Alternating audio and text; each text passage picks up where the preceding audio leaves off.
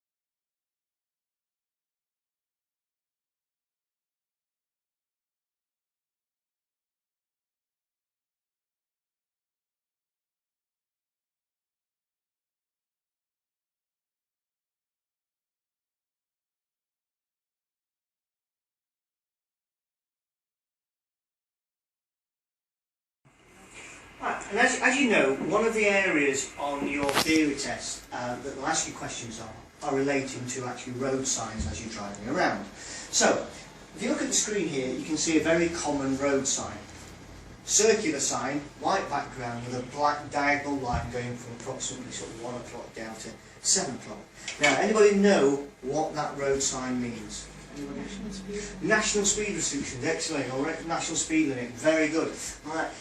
But it applies to different types of road. If you are on a single carriageway road, does anybody know what the speed limit would be? If you're on a single carriageway road? No? No. Okay. You're going to say? 60. 60, well done, yeah, absolutely fantastic. It's 60 miles an hour. If you were on a dual carriageway though, it would be what, if you saw that sign? 70, absolutely, it'd be 70 miles an hour. Well done, fantastic, really good. Okay, so national speed restriction applies. Now this one, just throwing this one into false here. What do you think that one is? Because it's almost identical to the one we've just had. No idea. Any idea? No.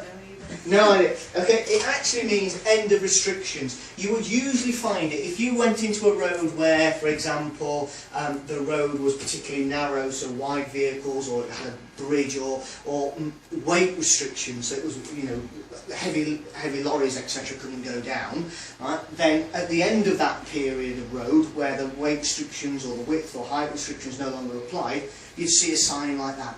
Okay, so it means that whatever restrictions were in place has now ended. Okay? Clips here. So this one, slightly different clip, we're drawing down a rural road. So let's see if we can find where the clip is. Oh, sorry, where the hazard is, sorry.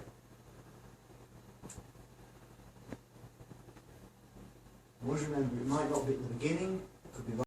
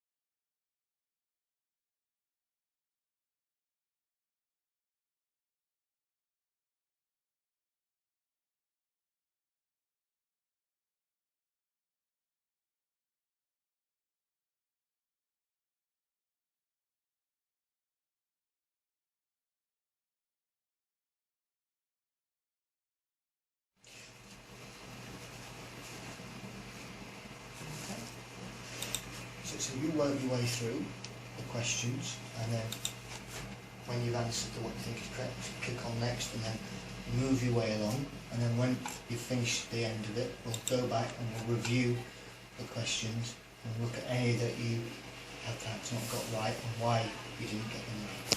Okay. Okay, excellent. So we got that one right. So it asks you for the three answers, and you correctly gave it the 3 answers out of your choice. So if you move on to the next question, just press next. Alright, so this one is a sign question, and it says which of these signs is for a ring road? And we put C, or, we put D, which is for a roundabout, yeah, okay, a mini roundabout. It should actually be C, which is the YR on the green background. That would signify you're on the ring road around the city. Move on to the next one. Okay, so you're on a busy main road and you find that you're travelling in the wrong direction. What should you do? So make a U-turn on the main road.